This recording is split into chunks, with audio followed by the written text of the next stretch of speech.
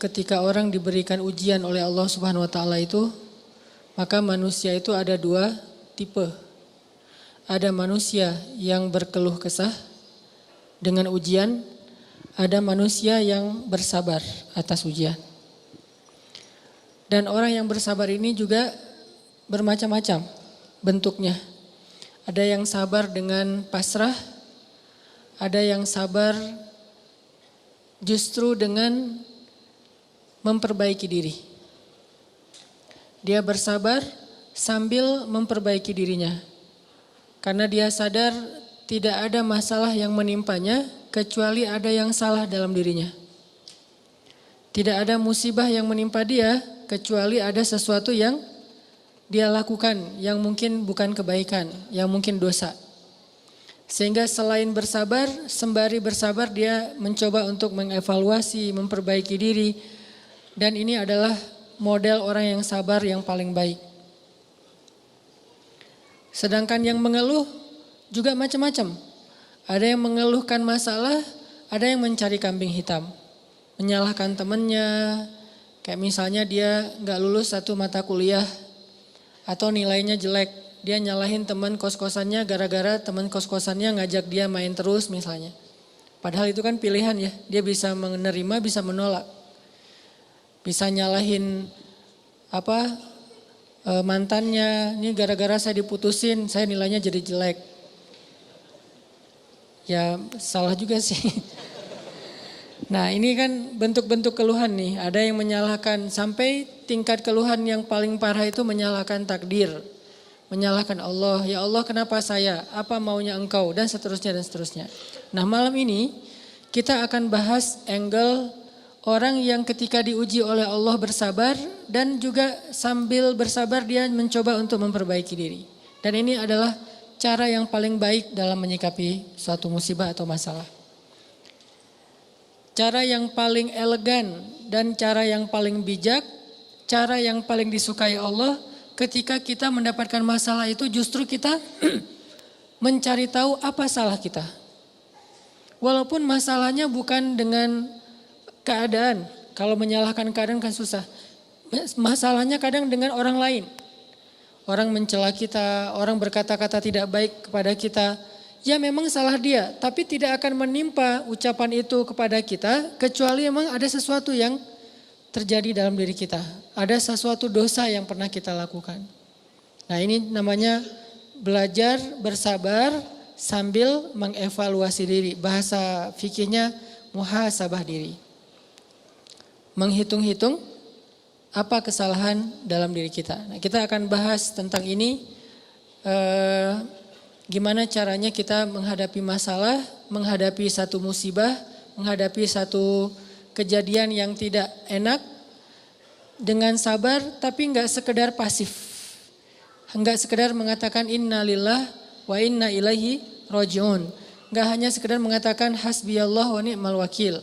Enggak hanya sekedar merasa ini adalah cara Allah untuk menaikkan derajat saya. Kadang kalau hanya kegeeran kayak gini nih, kita jadi enggak pernah menjadi lebih baik. Kan ada orang ketika diuji oleh Allah, boleh sih merasa bahwa ini cara Allah menaikkan derajat saya. Tapi kalau hanya kayak gini doang, rasa-rasanya kita terlalu kegeeran. Dan kalau terlalu kegeeran, kita nggak punya dorongan untuk memperbaiki diri. Kalau saya lebih suka angle-nya, kalau orang lain yang kena musibah, kita bilang itu untuk mengangkat derajat dia. Kalau kita yang kena musibah, kita bilang ini karena dosa-dosa saya. Angle kayak gitu tuh lebih enak, lebih produktif. Daripada dibalik, giliran kita yang kena musibah kita bilang emang Allah tuh pengen ngangkat derajat saya makanya dikasih musibah. Agak GR ya. Giliran orang lain kena musibah, lo sih banyak dosa. Nah ini nih, sering ada judgement kalau orang lain. Coba dibalik, judgementnya ke diri sendiri, ke orang lain tuh husnuzon. Ini lebih enak nih, makanya hadis-hadis penyebab terjadinya musibah itu kan banyak. Coba kita pilih beberapa hadis, satu kita berikan untuk menilai orang lain, yang lain kita ambil untuk menilai diri kita. Nah ini beda nih standarnya. Kayak tadi, kalau orang lain yang kena musibah, kita husnuzon, Allah lagi pengen dekat sama dia. Kita husnuzon, Allah pengen menggugurkan dosa-dosa dia.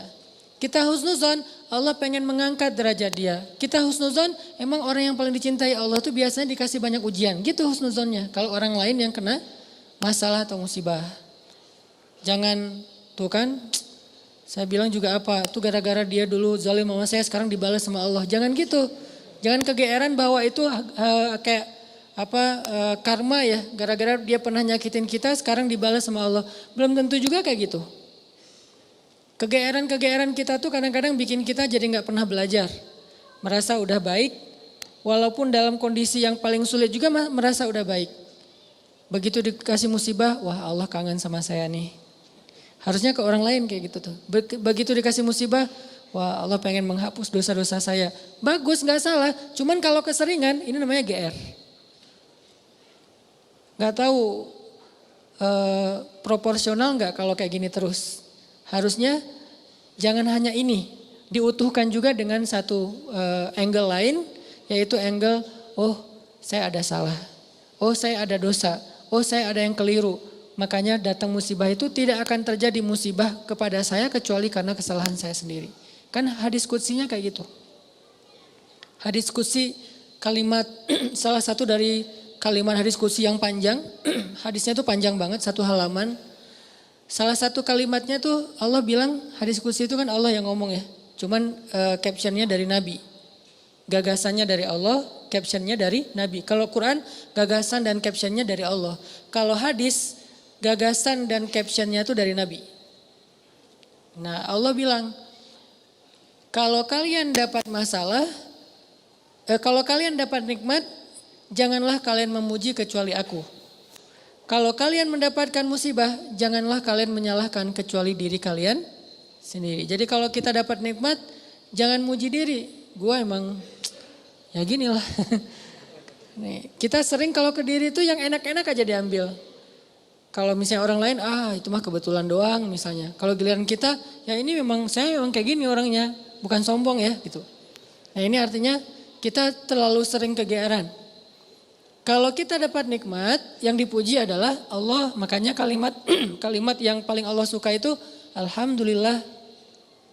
Itu kalimat yang paling Allah suka. Kita memuji Allah kalau kita dapat nikmat. Kita bilang, hadza min fadli rabbi. Ini anugerah dari Allah, ini hadiah dari Allah, ini kebaikan dari Allah, ini karena Allah ngasih dan seterusnya dan seterusnya. Jadi yang dipuji itu Allah. Wa amma bi ni'mati rabbika fahaddits, itu membicarakan nikmat Allah. Bukan membicarakan kehebatan diri kita. Tapi kalau diberikan musibah, jangan kita menyalahkan siapapun kecuali diri kita sendiri. Nah ini salah satu angle yang dibangun lewat hadis qudsi. Walaupun kadang bisa kita secara realistis melihat kesalahan orang lain. Untuk apa? Bukan untuk mengkambing hitamkan dia. Kalau emang dia salah, bukan untuk mengkambing hitamkan. Untuk apa? Untuk menghindar, untuk waspada, jangan sampai kita jadi korban dia lagi untuk kesekian kalinya. Kayak ada orang yang zalim. Gara-gara kezaliman dia akhirnya kita kena batunya nih. Ada orang yang dalam satu tim misalnya gak jujur. Akhirnya kita kehilangan satu proyek, satu usaha kita tuh bangkrut gara-gara dia gak jujur. Memang dia yang salah. Salah satu yang salah itu adalah dia. Dan kita akui bahwa itu kesalahan dia, tapi bukan untuk mengkambing hitamkan dia. Kalau enggak karena kamu tuh enggak ada masalah ini. Enggak, dia bukan satu-satunya, salah satunya. Karena kalau kita enggak punya dosa, mungkin kesalahan dia hanya akan menimpa dia saja. Tapi karena kita juga punya dosa, akhirnya kesalahan dia juga menimpa kita. Tapi Ustadz, ada yang hadis mengatakan, kalau di dalam satu masyarakat ada orang yang berbuat dosa, nanti Allah akan timbakan musibah yang kena bukan cuma dia, sampai tetangganya juga kena. Itu kenapa bisa gitu? Dosa tetangganya apa? Dosa tetangganya membiarkan kemungkaran terjadi. Kesalahan masyarakatnya adalah membiarkan dosa itu tanpa ada orang yang mau memperbaikinya. Itu kesalahan masyarakat. Jadi pesan moral dalam hadis itu bukan orang yang gak salah terus kena juga, bukan. Orang yang gak salah itu kena gara-gara mereka membiarkan kemungkaran itu terjadi. Kalau ada usaha dakwah, Allah gak akan menimpakan. Kalau ada nabi, kalau ada dai, kalau ada ulama yang berdakwah untuk mencegah kemungkaran di situ, maka Allah tidak akan menimpakan musibah itu kepada mereka. Kenapa? Masih ada dai. Sebagaimana Nabi Lut Ketika Nabi Lut masih berdakwah, Allah nggak akan hancurkan gunung di Sodom. Allah suruh dulu Lut keluar, baru dihancurkan.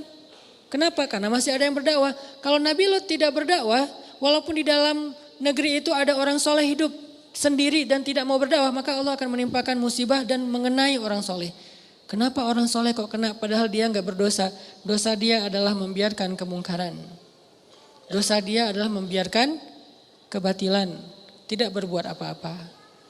Jadi kita bersyukur juga ada ulama-ulama yang bersuara untuk kemungkaran. Itu salah satu alasan mungkin Allah masih menahan musibah atas negeri kita.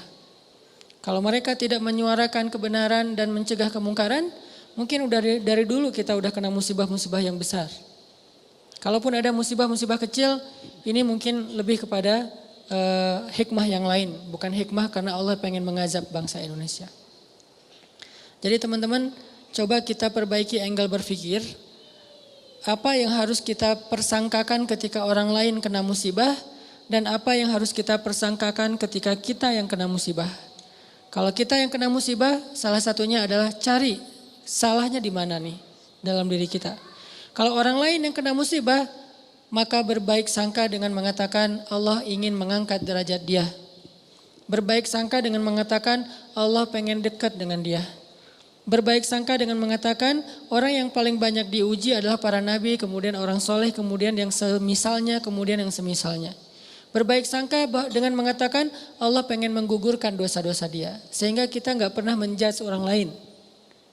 Dan tidak sibuk dengan kesalahan-kesalahan orang lain. Karena pernah saya kena musibah, misalnya motor saya hilang. Dulu banget. Saya baru beli motor, baru 2 bulan terus hilang. Teman saya bilang gini, Ustadz kurang sedekah nih. Digituin.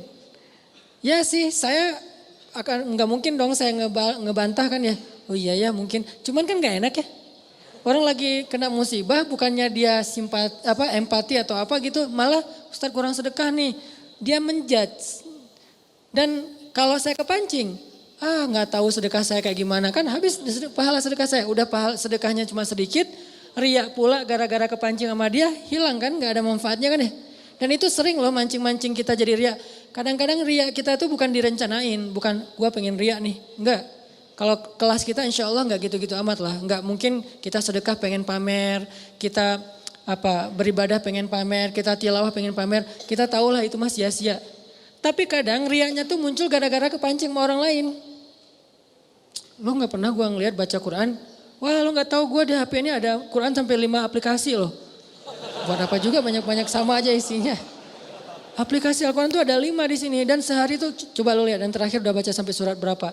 Kan kepancing tuh, riaklah kita gara-gara orang lain. Atau misalnya taklim atau apalah. Atau umroh, haji, sedekah kayak gitu-gitu. Ada yang mancing, lo gak peduli banget dengan saudara-saudara kita yang di Palestina. Itu di sana tuh ngeri banget loh keadaannya. Lo kayaknya biasa-biasa aja. Lo ngelihat gue main, tapi gue tuh sedekah, gue tuh donasi terus setiap minggu tuh ngirim 1 juta. Habis kan? Ini riak yang kepancing namanya.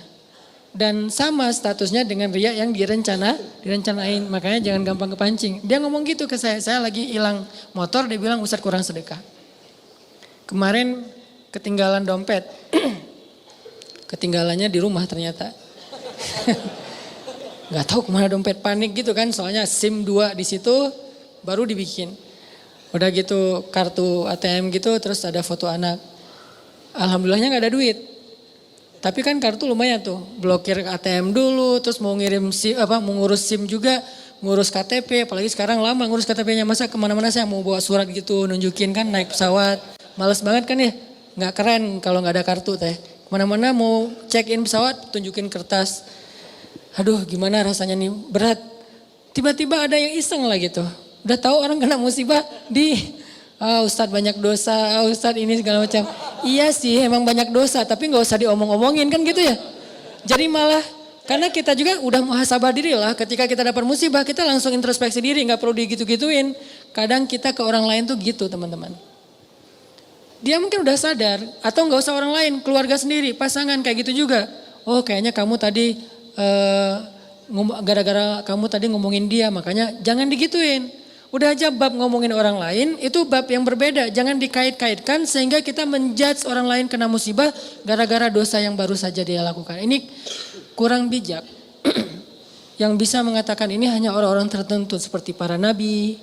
Terus ulama-ulama dengan level tertentu. Kalau kita dengan teman jangan ngambil peran sebagai ulama.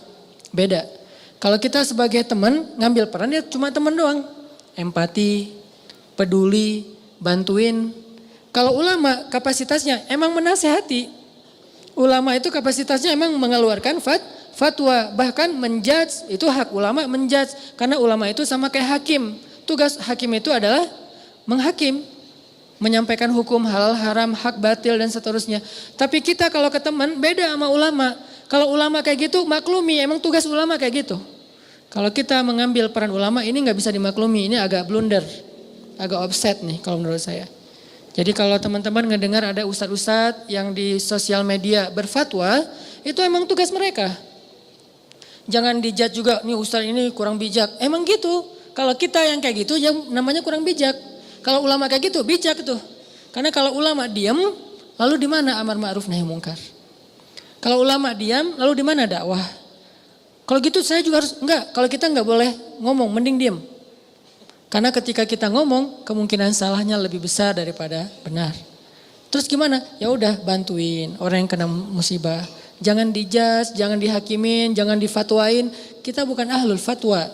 Kita bukan mufti. Kita hanya orang biasa. Kalau mau sekedar watawasau bil haq Ustaz. Ya, watawasau bis sabr juga kan. Kita nasihatnya itu menguatkan kesabaran dia, bukan nasihatnya membuat dia makin jatuh. Lo sih, nah ini bikin jatuh nih. Ya sabar ya, mudah-mudahan Allah dengan modal husnuzon tadi, mudah-mudahan Allah angkat derajat kamu, mudah-mudahan Allah ngampunin dosa-dosa kamu, mudah-mudahan Allah kamu jadi lebih dekat kepada Allah. Ini watawasau bil haq, watawasau bis sabr. Tapi kalau kita bilang kamu kurang ini, kamu kurang itu, kamu kurang itu, ini berarti kita menjudge, menghakimi orang yang sedang kena musibah. Harusnya itu kita lakukan untuk diri kita, bukan untuk orang lain. Beda banget teman-teman, angle dalam menilai orang lain dan menilai diri kita sendiri itu beda. Jangan disamain. Yang banyak terjadi terutama di sosmed itu kita memberlakukan yang untuk diri kita berikan ke orang lain, yang untuk orang lain kita ambil untuk diri kita. Itu yang terjadi di balik tadi tuh, itu banyak banget di masyarakat kita. Yang kayak kasus orang lain kena musibah kita bilang banyak dosa, kita kena musibah kita bilang Allah pengen ngangkat derajat saya. Harusnya dibalik. Kalau dibalik insya Allah kan gak ada perdebatan ya. Gak ada haters, gak ada keributan, gak ada keramaian, gak ada unfollow, gak ada left group, gak ada yang kayak gitu-gitu. Kenapa? Karena semuanya melihat ke orang lain dengan husnuzon, melihat ke diri sendiri dengan muhasabah, dengan mengevaluasi kesalahan sendiri. Ini poin pertama, mudah-mudahan jadi pola pikir dalam kita berteman, pola pikir dalam kita bersosmed termasuk, karena kalau pola pikir ini dibalik tadi bahaya. Kita nggak akan pernah punya teman yang nyaman berada di sisi kita. Terus disalah-salahin. Apalagi nanti kalau udah punya pasangan, nggak akan betah dia kalau terus-terusan disalah-salahin walaupun salah. Kadang dia salah tapi nggak usah disalah-salahin, cukup dibantu. Nanti dalam momen-momen yang lebih normal, lebih enak, baru dikasih tahu. Tapi kalau misalnya dia lagi ada masalah, disebutin lagi kesalahannya, secara manusiawi dia pasti akan ilfil. Alih-alih dia nerima nasihat kita malah menjauh, malah jadi masalah baru. Ini angle berpikir. Terus yang kedua, kita coba lihat bagaimana cara para ulama menyikapi atau merespon masalah. Gimana orang soleh dulu ngerespon satu musibah.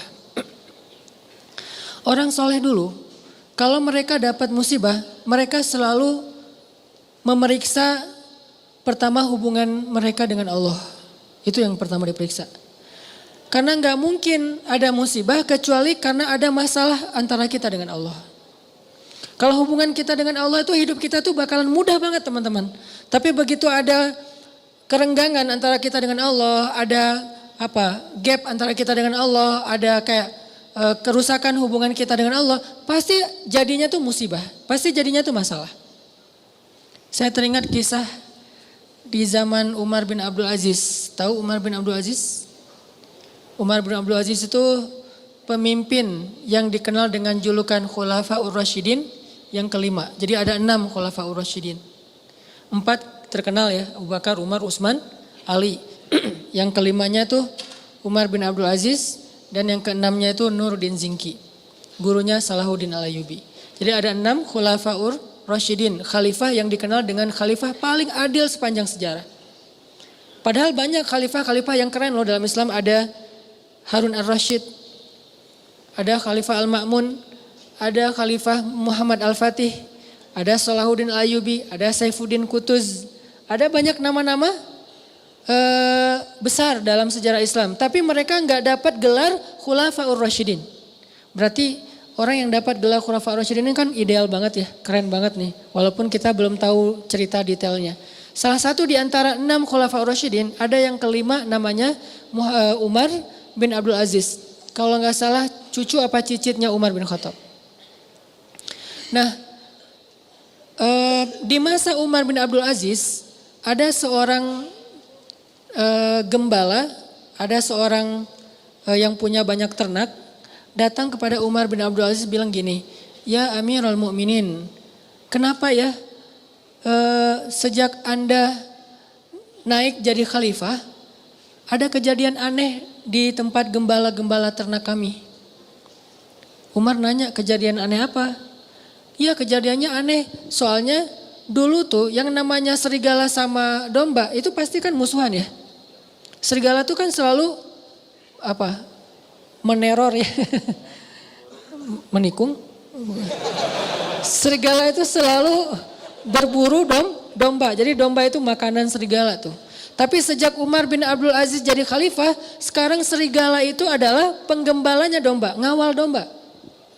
Jadi serigala yang ada di gunung turun untuk mengawal domba. Gimana ngawalnya? Kan saya pernah posting tuh yang di New Zealand. Gimana seekor anjing dilatih untuk menggembalai domba. Domba dibawa ke padang rumput, nanti sore dibawa pulang lagi ke kandangnya. Bukan lagi tugas penggembala, dilakukan oleh para serigala. Bayangin, pemangsa yang selama ini selalu memangsa serigala secara diam-diam, sekarang malah mengawal serigala ke tempat padang rumput dan sore hari mengawal mengawal domba pulang lagi ke kandangnya. Apa yang terjadi ya Amirul Mukminin? Serigala sekarang malah menggembalai domba. Apa kata Umar bin Abdul Aziz? Kami adalah kaum yang selalu memperbaiki hubungan dengan Allah, maka Allah memperbaiki hubungan antara kita dengan makhluk. Kami adalah kaum yang memperbaiki hubungan dengan Allah, maka Allah pun memperbaiki hubungan antara domba dengan serigala. Bayangin, musuh bebuyutan bisa baik hubungannya oleh Allah Subhanahu wa taala. Ala kulli syai'in qadir. Apalagi cuma calon mertua yang pernah nolak kita, biasa banget itu, gampang. Ini serigala loh, yang makan domba, bisa jadi pengawal domba. Apalagi cuma nolak, nggak dimakan kan? Nggak diapa-apain, nggak sampai disakitin, nggak sampai dirampas, nggak sampai dibegal. Kecuali calon mertuanya begal. Nggak diapa-apain. Nah apalagi yang masalah-masalah sepele dengan pasangan, dengan teman, dengan apa, masalah rezeki. Jadi kalau kita punya masalah kayak kita lagi punya bisnis sama teman-teman nih berlima. Udah modalnya cukup, konsep bisnisnya udah mateng, marketingnya udah ahlinya, produknya udah ada. Kenapa masih rugi aja? Udah berjalan sekian tahun, rugi sampai hampir bangkrut. Jangan hanya cari tahu kesalahan teknis. Oh kayaknya nih konsep marketing kita masih kurang bagus nih, sales kita kurang jago nih, atau branding kita kurang bagus nih dan seterusnya. Bukan hanya itu yang perlu kita evaluasi. Yang nomor 1, evaluasi dulu hubungan kita dengan Allah SWT. Setiap kali kita punya masalah, pertama yang harus kita tanya, jangan-jangan saya nih ada masalah sama Allah. Dan itu yang selalu saya lakukan. Kalau saya punya masalah, saya langsung tanya, nih kayaknya ada yang gak benar nih saya sama Allah. Mungkin sholatnya kurang khusyuk, mungkin beberapa kali jadi gak sholat di masjid karena sibuk atau karena ketiduran, karena apa. Oh kayaknya kebiasaan saya malam misalnya bangun, enggak saya, orang lain malam misalnya dia tahajud, terus tiba-tiba beberapa malam ini dia gak tahajud, akhirnya Allah kasih Musibah mancing biar dia tahajud lagi. Kebiasaan dia tilawah 1 juz tiba-tiba beberapa hari ini cuma beberapa lembar, Allah kasih masalah. Pokoknya kalau kita dapat masalah, yang pertama harus kita evaluasi hubungan kita dengan Allah. Sehingga ketika Umar bin Abdul Aziz jadi khalifah, masalah antara serigala dengan domba damai. Jadi domba dan serigala itu temenan. Bayangin, domba sama serigala temenan, sahabatan lah gitu. Malah serigala jadi kayak apa ya? Kayak relawan buat domba, nggak dibayar. Jadi volunteer. Pada turun, gantian ya piket gitu serigala teh. Kan serigala banyak tuh, piket dalam seminggu giving every day. Dalam seminggu ada 1 serigala yang bertugas untuk ngawal domba-domba. Dan itu bukan 1 kawanan domba. Ada puluhan bahkan ratusan kawanan domba di negeri itu, di Madinah. Semuanya dikawal oleh serigala. Kalau cuma 1 doang mungkin bukan fenomena. Kebetulan doang nih ada serigala yang baik hati. Tapi kalau misalnya jadi kayak semua kawanan domba itu dikawal oleh serigala, ini fenomena nih. Akhirnya laporlah kepada Umar bin Abdul Aziz, ya Amirul Mukminin apa yang terjadi? Kata Amirul Mukminin, kami adalah kaum yang selalu berusaha memperbaiki hubungan dengan Allah, maka Allah memberikan balasan dengan memperbaiki hubungan antara serigala dengan domba. Berkuranglah tugas para penggembala. Nunggu aja tuh di kandang. Pagi hari dijemput sama serigala, datang tumpangan gratis gitu. Datang serigala, udah siap, udah ayo jalan konvoy, naik ke atas padang rumput. Dan serigala lebih expert dalam mencari padang rumput daripada manusia. Dia tahu banget padang rumput yang lagi yang rasanya manis, yang asin, yang apa segala macam kayak salad gitu kan ya. Gua tunjukin nih salad yang paling baik nih, chefnya terbaik, dia tunjukin ke gunung mana. Tuh bawa tuh domba-domba. Kayaknya kurang lebih kayak gitulah keadaannya. Lalu kan Umar bin Abdul Aziz itu cuma sebentar ya, kalau nggak salah cuma 3 tahun jadi khalifah, lalu dibunuh, meninggal. Setelah Umar bin Abdul Aziz meninggal, serigala mulai memakan domba-domba. Serigala mulai memakan domba-domba. Ketika kasus pertama terjadi dalam kasus 1 kawanan domba, langsung yang pemilik domba itu mengatakan, kenapa dombanya mulai dimakan serigala? Dia mengatakan pasti Umar bin Abdul Aziz sudah wafat, karena mereka belum dengar beritanya. Pasti Umar bin Abdul Aziz sudah wafat, makanya serigala mulai galak lagi dan makan domba. Galak.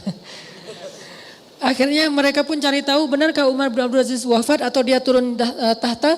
Ternyata ketika mereka cari tahu, mereka dengar berita benar Umar bin Abdul Aziz telah wafat. Sehingga orang-orang tidak punya lagi orang soleh yang memimpin.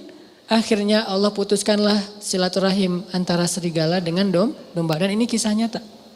Saking solehnya Umar bin Abdul Aziz.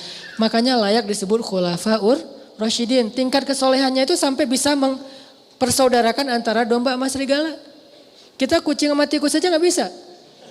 Bayangin kalau saking solehnya kita, kucing sama tikus duduk berdua gitu. Makan keju apa segala macam. Tikus sama kucing, kenapa? Suami yang soleh di rumah. Jadi bisa jadi seorang kakak sama adik itu gak akur. Bisa jadi suami istri gak akur. Mertua dengan menantu gak akur. Dan seterusnya dan seterusnya. Teman dalam satu tim gak akur dan seterusnya dan seterusnya. Itu penyebabnya kenapa? Hubungan kita dengan Allah kurang akur.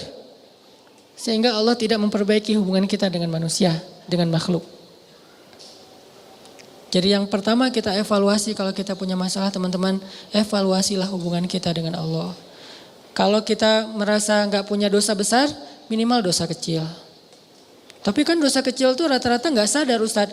Ya kalau gak sadar ya gak apa-apa. Gak harus tahu, gak harus sadar. Tapi kan kita bisa tetap istighfar. Walaupun kita gak sadar berbuat dosa kecil. Dan pastinya kita berbuat dosa kecil tapi kita gak sadar. Tinggal istighfar. Oh berarti saya kurang banyak istighfar. Dan itu ajaib loh. Ajaib banget.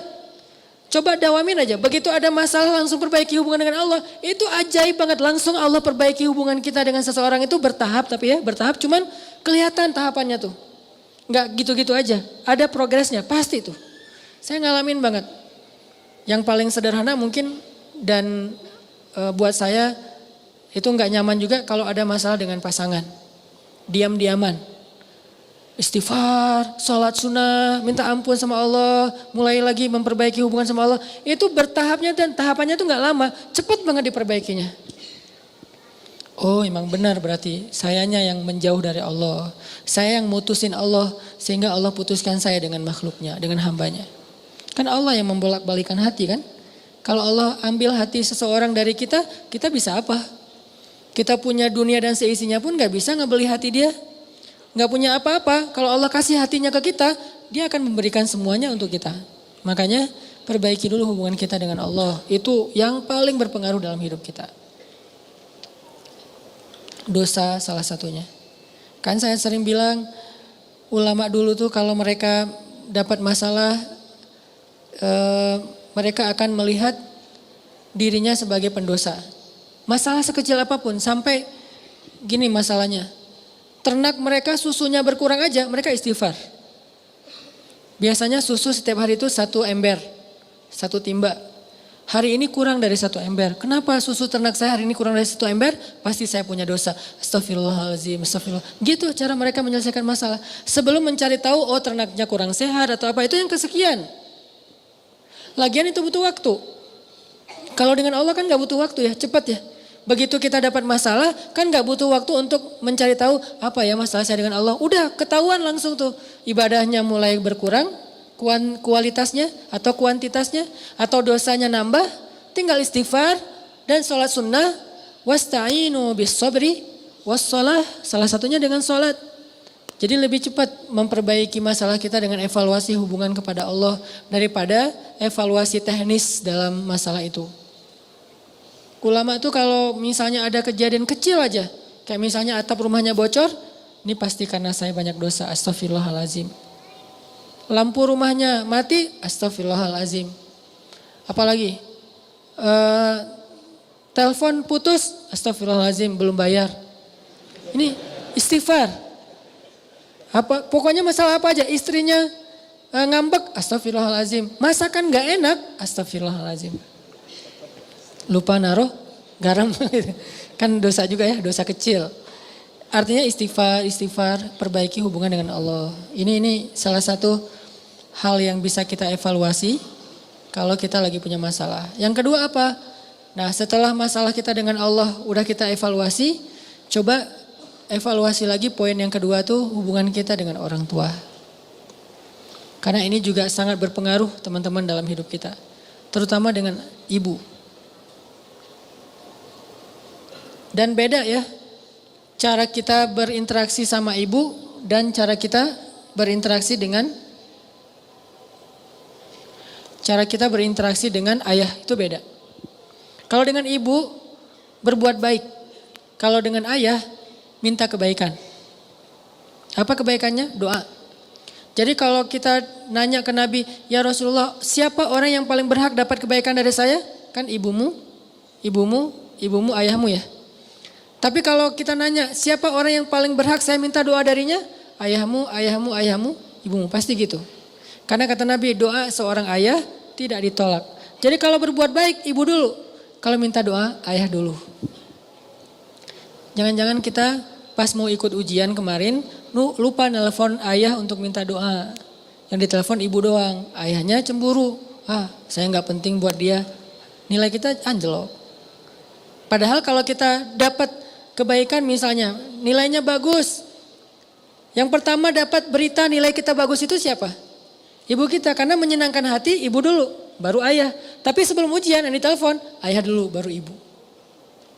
Beda cara kita memperlakukan orang tua kita. Insya Allah bab ini kita akan bahas nanti setelah salat Isya. Tadi kita membahas tentang gimana cara kita menghadapi satu ujian atau satu masalah, sekecil apapun masalah itu. Bahkan sampai masalahnya kayak para ulama, atap rumahnya bocor, lampu, kalau dulu kan lampunya lampu minyak gitu ya, minyaknya habis, terus belum sempat beli atau nggak sanggup beli. Masalahnya ternaknya kurus-kurus atau susunya kurang kayak gitu-gitu. Apapun masalah yang dihadapi, hal pertama yang harus dievaluasi adalah hubungannya dengan Allah. Salah satu contohnya tadi di zaman Umar bin Abdul Aziz, ketika Umar bin Abdul Aziz jadi khalifah, karena Umar bin Abdul Aziz ini selalu menjaga hubungan baik dengan Allah, maka Allah juga memperbaiki hubungan antara serigala dengan domba. Terjadi juga di zaman Umar bin Khattab. Ketika Umar bin Khattab jadi khalifah, Terus orang Mesir tuh ngalamin musim kering sampai gagal panen, air sungai Nil itu udah nggak ngalir lagi ke ladang-ladang gandum mereka. Akhirnya Umar bin Khattab mengirim surat kepada gubernur Mesir. Waktu itu gubernur Mesirnya Amr bin As. Dikirim sama Umar suratnya. Dan isi surat itu adalah doa. Doa dari Umar bin Khattab disuruh bacanya di Mesir. Begitu sampai di Mesir, Amr bin As membacakan doa ini. Isinya adalah Bismillahirrahmanirrahim. Ya Allah, berikanlah air hujan untuk bangsa Mesir, untuk rakyat Mesir. Baru doa itu selesai dibacakan, langsung mendung, langsung turun hujan. Ini keajaiban orang yang dekat hubungannya dengan Allah. Kalau ada masalah, cepat Allah perbaiki. Kenapa kita kalau doa nggak secepat Umar bin Khattab, nggak secepat Umar bin Abdul Aziz dan orang-orang soleh lainnya? Mungkin karena emang jarak kita dengan Allah itu emang sejauh solusi masalah kita. Itu berbanding lurus tuh. Makin dekat kita dengan Allah, makin dekat kita dengan solusi dan pertolongan. Makin jauh, ya makin lama. Aku tergantung gimana hambaku tuh. Fadhkuruni adhkurkum washkuruli wala takfurun. In tansurullaha yansurkum. Banyak ayat-ayat kayak gitu timbal balik. Kalau kalian ingat aku ingat kalian. Wa aufu bi ahdi, ufi bi ahdikum. Tunaikan janji kalian kepada aku tunaikan janjiku kepada kalian. Apalagi? Tolong agama Allah, Allah akan tolong kalian. Kayak gitu-gitulah. Aku tergantung prasangka hambaku kepadaku dan seterusnya. Ini artinya coba evaluasi dulu gimana kedekatan kita dengan Allah. Apakah mulai merenggang? Apakah mulai agak flat? Apakah mulai garing? Kayak kita doa mulai garing, sholatnya garing, gak khusyuk lagi, gak ada rasa. Nah ini hal yang perlu kita evaluasi. Gak ada hubungannya usah dengan masalah, hubungan banget. Bukankah dunia ini milik Allah? Allah yang mempergilirkan segala sesuatu, Allah yang mengatur. Allah itu Rob, Rob itu artinya pemilik, pencipta, pemelihara, pengatur. Itu semuanya makna dari Rob atau rububiyah. Itu perbaiki pertama. Kedua, mungkin masalah kita itu karena hubungan kita dengan orang tua yang kurang baik. Kurang baiknya kadang bukan durhaka, tapi kurang peduli. Kurang baiknya mungkin kita gak pernah ngebentak orang tua, tapi gak pernah juga kita membahagiakan orang tua. Ya biasa-biasa aja lah gitu. Dengan orang tua itu ya sekedar status doang, bahwa itu ibu saya, itu ayah saya, tapi gak ada apa-apa. Bukan kesayangan, bukan prioritas, bukan yang kita agendain, pokoknya seminggu sekali harus nelpon, kalau gak bisa datang, kalau bisa datang harus datang. Setiap hari itu kita minimal ketemu ibu kita senyum, minimal kalau bisa mijat kakinya atau apa gitu. Nah karena hubungan kita dengan orang tua jadi agak sedikit plain, hambar, maka hidup kita juga jadi hambar. Terutama ibu. Dan juga mungkin kurangnya apa? Kurang banyak minta doa dari ayah. Padahal doa itu ajaib loh dalam kehidupan kita teman-teman. Ada banyak orang yang dia itu tiba-tiba menjadi orang pintar bukan karena dia cerdas, bukan karena ilmunya banyak, tapi karena doa orang-orang soleh. Sehingga Allah kasih dia kecerdasan, Allah kasih dia ilmu, hafalan, melekat semuanya di dalam benak dan hatinya. Itu bisa banget dengan doa. Makanya dulu Umar bin Khattab pas mau ketemu dengan Nabi sambil bawa anaknya Abdullah bin Umar. Umar bilang kepada Abdullah, Abdullah, nanti kalau kamu ketemu dengan Rasulullah, jangan lupa minta doa ya. Ya ayah, kata Abdullah. Nah pas ketemu dengan Rasulullah, Abdullah langsung, ya Rasulullah beri saya doa. Doakan saya, doakan saya. Selalu minta doa. Sehingga akhirnya Allah berikan kecerdasan kepada Abdullah bin Umar bin Khattab jauh di atas bapaknya. Salah satu adegan kecerdasan Abdullah tuh pas Nabi lagi ngajar, mereka pada hadir, para sahabat. Terus Nabi ngetes gitu, ngasih mereka satu pertanyaan dalam bentuk perumpamaan. Pas ngetes kayak gini, sahabat-sahabat yang senior gak ada yang bisa jawab. Abdullah bisa, tapi dia gak mau jawab, diam. Pas pulang Umar nanya, Abdullah, tadi kamu tahu gak jawabannya? Tahu, kenapa gak mau jawab? Aku tidak ingin mempermalukan orang-orang yang udah senior. Ini anak-anak SD loh, udah punya etika kayak gitu. Kenapa? Karena doa dari Rasulullah SAW. Abdullah ibnu Abbas sahabat Nabi yang kalau ngafal Quran itu sekali dengar langsung hafal. Dan gak pernah lupa.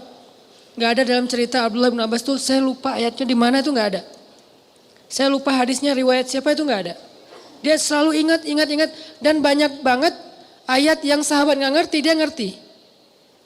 Sehingga ketika turun ayat, kalau gak salah di surat Al-Kahfi, tidak ada yang tahu makna dari ayat ini illa qalil, kecuali orang yang sedikit.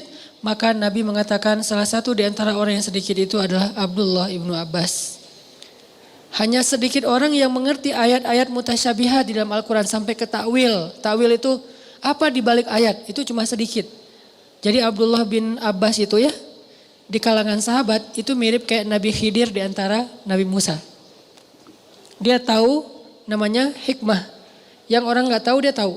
Ini Abdullah bin Abbas. Seperti Nabi Khidir di antara Nabi Musa dan Nabi Yusha. Kenapa? Karena doa Rasulullah SAW. Ketika dia lagi boncengan sama Nabi. Nabi ngedoain Allahumma faqihu fiddin wa alimhu ta'wil. Ya Allah fahamkan dia halal dan haram. Dan ajarkan dia Al-Quran. Jadilah sejak saat itu Abdullah bin Abbas mengatakan. Hati saya menjadi sejuk dan tidak pernah lagi lupa dengan apa yang pernah saya dengar. Gak pernah lupa. Doa.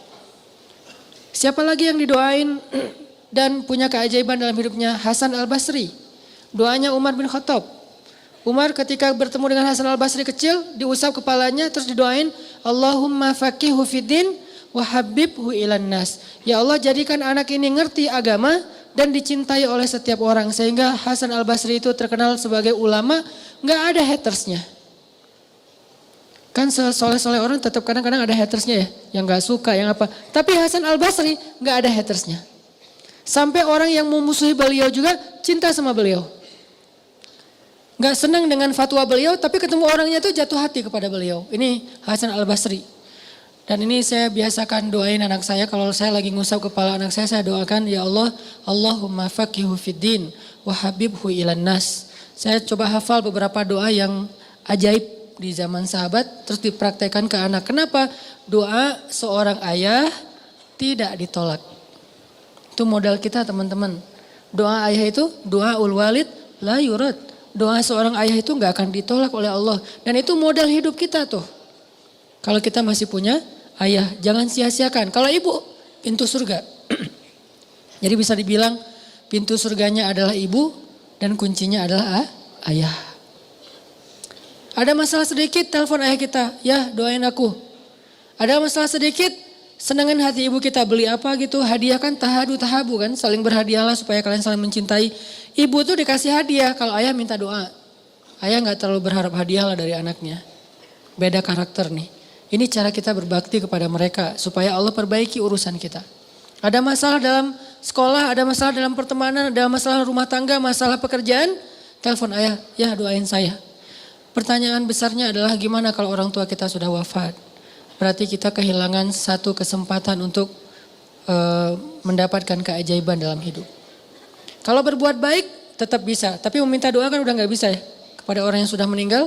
Kecuali Rasulullah yang boleh. Kalau selain Rasulullah menurut jumhur ulama udah gak bisa terputus. Tapi kalau berbuat baik bisa. Kirim Al-Fatihah. Doain mereka. Ziarah kubur. Apalagi. Sedekah dan diniatkan juga untuk mereka, maka itu menurut sebagian besar ulama ngaruh. Sama kayak seorang sahabat nanya ke Rasul, ya Rasulullah kalau saya bersedekah atas nama ibu saya apakah bisa? Bisa kata Rasul. Bersedekah atas nama ibu, berarti dua yang pahalanya. Ibunya dapat pahala, dia yang bersedekah juga dapat pahala. Imam Nawawi Imam Nawawi itu mazhabnya Syafi'i loh. Dan Indonesia itu mayoritasnya Syafi'i. Imam Nawawi mengatakan sedekah seorang anak, amal soleh seorang anak yang dia niatkan untuk orang tuanya itu sampai untuk orang tuanya. Sehingga orang tuanya dapat pahala, dia dapat pahala. Itu cara kita berbakti kepada ibu bapak kita kalau keduanya sudah wafat. Berbuat baik kepada orang yang dicintainya. Kayak misalnya Nabi Muhammad tuh berbuat baik kepada teman-teman Khadijah. Kenapa? Karena pengen berbuat baik kepada Khadijah, tapi Khadijah sudah wafat. Caranya gimana? Ya udah berbuat baiklah kepada sahabat-sahabat Khadijah gitu. Jadi kalau orang tua kita udah wafat, saudara kita wafat, atau pasangan kita wafat, cara kita berbuat baik kepada mereka adalah selain doa, beramal soleh dengan niat kepada mereka, salah satunya adalah berbuat baiklah kepada orang-orang yang mereka cintai semasa hidupnya. Siapa yang dicintai ayah kita? Teman-temannya, cinta dalam makna persahabatan ya, teman-temannya, keluarganya, ibu kita juga kayak gitu, pasangan kita juga kayak gitu, berbuat baik kepada dia. Insya Allah kalau kayak gitu berarti kita telah berbuat baik kepada almarhum. Walaupun kata orang itu nggak ada istilah almarhum, ya nggak masalah lah, istilah doang ya, kepada almarhum.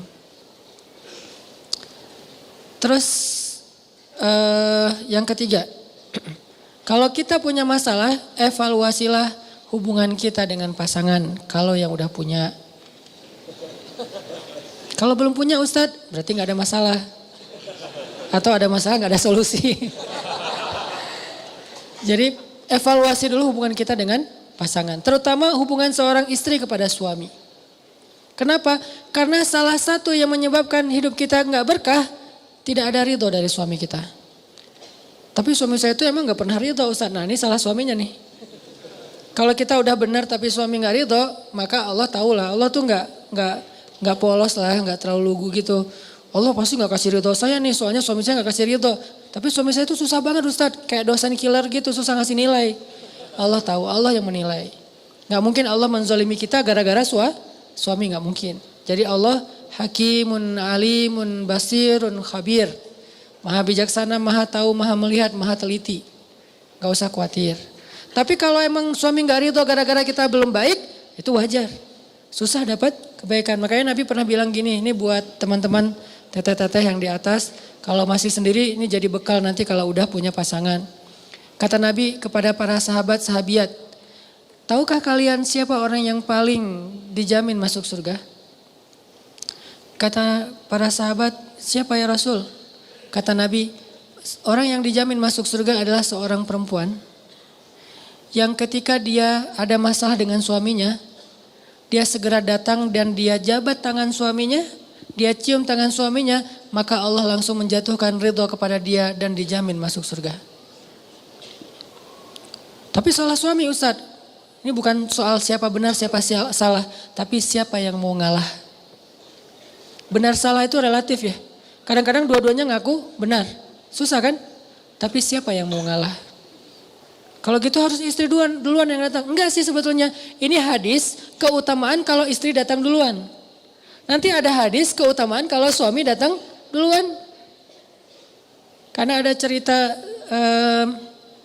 ini cerita di zaman sebelum Rasulullah ya, di zaman Nabi Isa kayak gitu. Ada seorang ulama datang ke rumah temannya. Temannya ini orang soleh, datang ke rumah temannya, ngetuk pintu, yang buka istrinya, ditanya ada fulan, kata istrinya nggak tahu juga kemana tuh orang. Istrinya marah-marah. Kenapa kok marah-marah? Iya, siapa yang gak marah kalau suaminya kayak dia jelek-jelekin suaminya. Dia jelek-jelekin tuh suaminya tuh sama dia. Ya udah, akhirnya ditunggulah di depan rumah. Sampai sore ditunggu, tiba-tiba datanglah laki-laki temannya ini. Laki-laki yang soleh tadi datang dan di belakangnya ada seekor harimau lagi membawa kayu bakar. Harimau bawa kayu bakar. Susah ngebayanginnya. Pokoknya gitulah ceritanya, nih riwayatnya kayak gitu. Harimau bawa kayu bakar. Dia cari kayu bakar gitu terus dipikulkan ke atas, harimau dibawa sama harimau. Bayangin, bukan keledai, bukan onta, bukan kuda, harimau. Bawa aja, terus taruh di belakang, harimaunya pergi. Enggak pamitan pula tuh, pergi aja pokoknya. Heran, Masya Allah. Udah ngobrol, gak ditanya-tanya masalah harimau tadi, ngobrol udah selesai, pulang. Setelah beberapa lama, karena ini kan beda kota ya. Setelah beberapa lama, dia mengunjungi lagi temannya yang tadi, si orang soleh, si ulama tadi ini. Ngunjungin, gak tahu berapa bulan, berapa tahun, ngunjungin. Dan pas dikunjungin ketuk pintu, Assalamualaikum, Waalaikumsalam, dibukain oleh istrinya, tapi beda. Ditanya butuh siapa, cari Fulan bin Fulan, benarkah ini rumahnya? Oh iya, dia suami saya lagi mencari nafkah, bisa tunggu sebentar di sini? Oh bisa, gimana suami kamu? Disebutin kebaikan-kebaikannya. Gak lama ditunggu, datanglah laki-laki soleh ini memikul kayu bakar sendiri. Udah gak ada lagi harimau yang tadi. Ditaruh, ngobrol, akhirnya orang ulama ini nanya, saya penasaran, mana istrimu yang dulu? Terus gimana kejadian si harimau? Kata orang soleh, ya istri saya yang dulu sudah meninggal dunia. Terus harimau, dulu Allah menguji saya dengan seorang istri yang durhaka, istri yang banyak mengeluh, istri yang menjadi ujian buat saya. Tapi saya bersabar sehingga Allah memberi saya harimau untuk membantu saya dalam pekerjaan. Lalu ketika istri saya meninggal, saya menikah lagi dengan istri yang lebih baik, solehah dan taat kepada Allah. Dan dia membantu saya, dia memuji saya, dia menghargai saya. Akhirnya Allah tidak mendatangkan lagi harimau itu untuk membantu saya dalam mencari kayu bakar. Pelajarannya di sini apa teman-teman? Kadang Allah memberi kita satu masalah lewat seseorang, di waktu yang sama Allah mendatangkan orang lain yang luar biasa untuk menolong kita dari cara yang berbeda. Lalu ketika Allah cabut masalah ini, maka Allah cabut juga penolong dalam hidup kita. Biasanya itu satu paket. Fa inna ma'al usri yusra. Itu salah satu maknanya. Begitu Allah kasih kita usri, di waktu yang sama Allah kasih kita yusra. Pasti tuh. Cuman kan kita fokusnya ke usrinya ya. Ke kesulitannya, gak fokus kepada kemudahannya. Setiap kali Allah kasih kita kesulitan, di waktu yang sama Allah lagi menurunkan dari langit yang sama kemudahan untuk kita. Kayak gitu kaidahnya. Lalu ketika kesulitannya dicabut, maka kemudahannya dicabut. Pelajaran yang berhubungan dengan pasangan tadi adalah, kadang ketika seorang suami menyadari tentang keutamaan memaafkan istrinya, datang memeluk istrinya, membujuk istrinya, walaupun dia ngerasa bahwa harusnya istri yang datang ke saya, tapi kok saya yang datang ke dia, maka berarti dia melakukan sesuatu yang lebih utama daripada yang harus dia lakukan. Kan dalam Islam itu ada amal yang harus dilakukan, ada amal yang sunnah dilakukan ya. Ada yang wajib, ada yang sunnah. Yang sunnah ini gak harus, tapi pahalanya luar biasa. Atau ada yang harus dilakukan, ada yang gak harus dilakukan tapi dilakukan, maka dia mendapatkan pahala yang luar biasa. Contoh, perempuan kalau mencari nafkah lebih besar pahalanya daripada laki-laki. Dalam kondisi suaminya tidak mencukupi nafkahnya. Pahalanya lebih besar. Seorang suami menjaga anak atau ngepel, nyuci piring, nyuci baju segala macam setelah dia pulang bekerja, pahalanya lebih besar daripada kalau itu dilakukan oleh istrinya. Jadi yang bukan tugas kita kerjain, itu menjadi namanya ihsan. Bukan cuma amal soleh tapi ihsan. Dan ihsan itu di atas amal-amal soleh yang lainnya. Apa itu ihsan? Sesuatu yang tidak perlu kita lakukan, bukan bagian kita tapi kita lakukan. Itu luar biasa pahalanya. Termasuk seorang istri, misalnya tadi mencari nafkah untuk anak-anaknya, karena suaminya nih gak pandai mencari nafkah atau emang gak bertanggung jawab dalam mencari nafkah. Maka ibu ini pahalanya double daripada yang dilakukan oleh suami. Begitu juga suami ketika memaafkan istrinya, membujuk istrinya, membahagiakan istrinya padahal istrinya yang bersalah, maka dia mendapatkan pahala yang lebih besar daripada istrinya datang duluan untuk meminta maaf. Masing-masing diberikan kebaikan. Belum lagi nanti teman-teman ada hadis. Hadis ini diriwayatkan tuh gara-gara Hasan Husain pernah ribut. Hasan Husain kan cucu Nabi ya, soleh dua-duanya. Tapi namanya manusia kadang beda pendapat. Ribut nih, sampai putus silaturahim gak ngomong 2 hari apa 3 hari gitu antara Hasan dan Husain. Akhirnya setelah seharian apa 2 hari gak ngomong, Hasan datang kepada Husain bilang, maafin saya kalau saya salah dan saya maafin kamu kalau kamu salah. Udah damai. Setelah mereka damai, Hasan mengatakan, saya mendengar dari kakek, yaitu Rasulullah bersabda, jika ada 2 orang yang memutuskan silaturahim, maka yang pertama datang untuk menyambungnya, dialah yang pertama masuk surga di antara mereka berdua. Jika 2 orang bertengkar, yang pertama mengajak damai, maka dialah yang pertama masuk surga di antara mereka berdua. Kalau ganti-gantian Ustaz, lihat aja siapa yang lebih sering. Suami istri nih. Kan suka ada masalah, kadang sebulan sekali ada masalah, kadang seminggu sekali ada masalah, kadang setiap hari ada masalah, ada musim masalah, setiap hari masalah. Kan ada musim-musimnya nih. Musim lagi nyaman, wah setiap hari tuh ada kejutan, ada hal-hal yang indah, ada musimnya nih. Nah dalam banyak kasus, siapa yang paling sering datang duluan dan untuk berdamai? Maka di antara mereka berdua nanti bisa kelihatan di dunia, dialah orang yang duluan masuk surga. Jadi kalau kita ada masalah sama teman, jangan fokus hanya dengan siapa salah siapa benar. Tapi coba belajar fokus siapa pengen duluan ke surga. Walaupun kita yang salah, kita yang benar dia yang salah. Yang penting kan kita pengen duluan masuk surga. Caranya ya udah datangi, sambung silaturahim, ajak damai dengan memaafkan kalau emang dia yang salah. Tapi biasanya dua-duanya salah sih. Walaupun pemicunya salah satunya ya. Tapi responnya jadi makin rame. Akhirnya dua-duanya salah. Udah minta maaf dua-duanya. Siapa yang duluan datang. Karena datang duluan itu gak gampang loh. Didatangi itu gampang. Mendatangi itu yang susah. Kadang didatangi aja masih susah kan. Diajak balikan gak mau. Padahal dia ngajak balikannya dengan cara halal ya. Pengen akad gitu. Belum lupa dengan cerita dulu. Nah artinya gak usah dibahas panjang-panjang. Sakit hati. Jadi keinget. Enggak sih. Kalau kita ada masalah sama teman kita. Jangan fokus dengan siapa yang salah siapa yang benar. Fokus aja siapa duluan yang mau masuk surga. Dan memang benar mau ngedatangin orang yang kita anggap dia salah itu gak gampang. Kadang-kadang ngedatangin orang yang kita yang salah ke dia aja susah. Apalagi yang dia yang salah ke kita tuh gak gampang kan. Susah banget loh. Nah kesusahan itulah yang Allah balas. Kesusahan dalam kita melawan ego kita itulah yang Allah beri pahala. Kan al jaza ala qadril masyaqqah. Balasan itu tergantung tingkat kesulitan dalam beramal. Itu yang Allah balas. Jadi periksa hubungan kita dengan pasangan. Bisa jadi di situ ada masalah. Baru yang terakhir teman-teman. Kalau kita punya masalah, punya musibah. Coba periksa hubungan kita dengan makhluk. Dengan siapa aja. Karena bisa jadi masalah kita itu gara-gara doa orang yang terzolimi. Gimana kalau orangnya udah gak kenal lagi Ustadz. Kayak di jalan ketemu terus gak sengaja kita ngejipratin air. Musim hujan nih naik motor naik mobil. Lewat genangan air kena. Akhirnya dia karena bajunya kotor terzolimi dia doa nih. Bukan cuma bab itu. Gara-gara bajunya kotor dia gak jadi nikah. Kan itu teraniaya banget ya. Nah itu terzolimi banget tuh. Itu dosa besar banget tuh. Akhirnya dia doa nih. Ya Allah semoga dia jomblonya sampai akhir hayat. Aduh berat. Akhirnya kita kenapa kok nggak ada yang mau sama saya? Kenapa kok saya ditolak? Jangan-jangan kita pernah ngezolimin orang lain. Gimana kita menebus kesalahan kepada orang yang kita udah nggak kenal? Gimana?